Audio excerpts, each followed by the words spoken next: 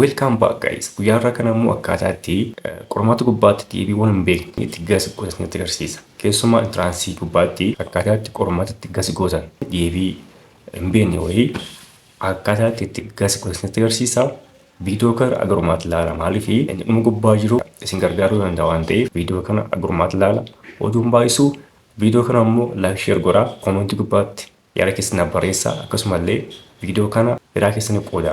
Tokkoffaa irratti eliminate wrong answer fakkeenyaa fi filannoowwan arfan jiran keessaa ABCD keessaa lamaan sadii ta'an. So lamaan sana keessaa baasaa jechuudha. Jalqaba yeroo hundumaayyuu gaaffii dubbisaa. So gaaffii sana immoo erga dubbistaniin booda filannoon lama yeroo hundumaa deebiin ta'u. So isaan sana keessaa baasaa jechuudha. Isaan sana keessaa eliminate godhaa. So warreen hafan keessaa 50% jechuudha guutuu jechuudha.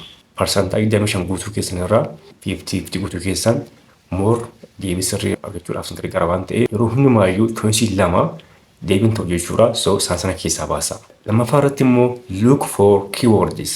Fakkeenyaaf keywordin kanneen akka always, never, all, only jedhamu kun yeroo baay'ee wrong answer keessatti argamu jechuudha. Yeroo baay'ee incorrect option keessatti argamu waan ta'eef isaan kana sirra ilaala. Fakkeenyaaf all plants grow without sunlight.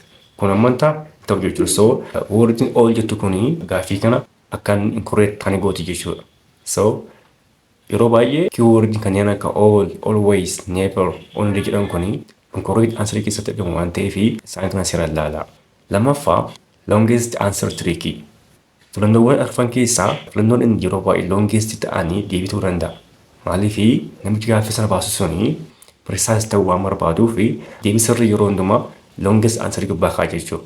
So filannoowwan arfan keessaa just longest answer hin jiraannaan yeroo baay'ee deebii ta'uu danda'a jechuudha. Filannoo keessa warreen afan short ta'anii longest answer hin jiraannaani inni sun yeroo baay'ee deebii ta'uu danda'a jechuudha. Haala kanaan ilaalaa jechuudha. Yeroo hundumaa ta'e jechuuti garuu keessumaa gaaffii sana afaan beektaa yoo ta'e deebii sana afaan beektaa yoo ta'e longest answeriin achi gubbaa ta'a jechuudha. So isaan sana filadhaa seera. Inni kan biraa two similar answer yoo jiraate fakkeenyaaf choice keessa filannoowwan lama wal fakkaatan jiraannaani warreen kaan lamaan immoo adda adda yoo ta'an fakkeenyaaf bara 1895 1896 jedhee warreen kun lama wal fakkaatu waan ta'eef warreen sun lamaan warreen afaan sun lamaanii deebiin ta'an jechuudha bakka. Choice keessaa deebiin lama wal fakkaannaan isaan sun most of the time deebii ta'uu danda'u jechuudha. So isaan keessaa filadhaa.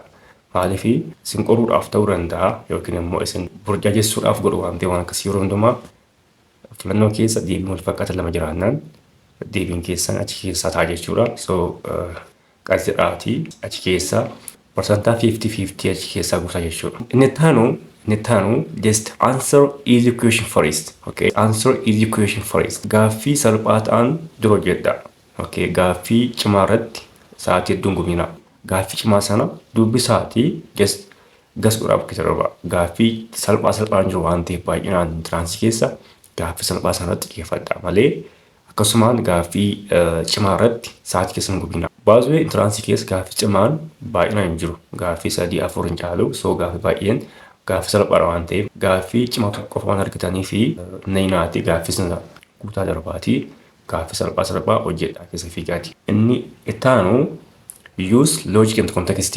Fakkeenyaaf gaaffii sana iyyuu beektaa yoo ta'e loojikiidhaa fi context fayyadamuudhaan gaaffii sana deebisuu dandeessu. Keessumaa barataan innaanii fi barataan hin dammaqne loojikii fayyadamee yookiin context fayyadamee gaaffii sana deebisuu danda'a jechuudha. Loojikiidhaa fi context fayyadamuudhaan ta'aatii targaagga'aatii fakkeenyaaf ABCD keessaa gaaffileen just kan yaada wal fakkaataa qaban baay'ee jiraatan isaan kana check gochuudhaan loojikiidhaa fi context fayyadamuudhaan gaaffii hin beekne deebisuu dandeessu jechuudha. Yeroo baay'ee deebii sirriin ba'aa fi caa gubbaatti argama. Keessumaa caa irratti argama jechuudha. Deebii sana afaan beektaa yoo ta'e caa yookiin ba'aa guutaa. Yeroo baay'ee aa fi daan deebiin ta'anii garuu ba'aa fi caan yeroo baay'ee deebii ta'u jechuudha. So loojikiidhaa fi context fayyadamuudhaan deebii sirrii ba'aa fi caa keessaa guutu jechuudha. Akkasuma ba'aa battanii guutan iyyuu asii gadee amma ta'ee gaaffii kudhan keessa gaaffii 3-4-5 argachuu dandeessu jechuudha. Aabaa citoo hin taane deebii wal fakkaataa guutaa baabaa caacaa. Inni taanu deebii keessan bilaankiin godhina yeroo hundumaayyuu jaankiin godhina yoo sun tulfaate iyyuu gasuudhaa darbaa malee irra darbitanii dhuftanii hojjechuu sa'aatiin dhumuu danda'a waan ta'eef yeroo hundumaa never leave question blanks. So yeroo baay'ee deebiin ba'aa fi caaguu irratti argama waan ta'eef ba'aa fi caaguu taati darbaa jechuudha. Wanti guddaan maali jechuudha? Nayina. Wanti guddaan namuu qabdanii sodaachuu qabdan jechuudha. Dargaggaatii deebisaa malee nayina yeroo hundumaayyuu so haala kanaan deebiin beekne guutuu dandeessu. Kana fakkaataa qormaata gaarii isiniif hawwina. Thank you so much. Subscribe godhaa.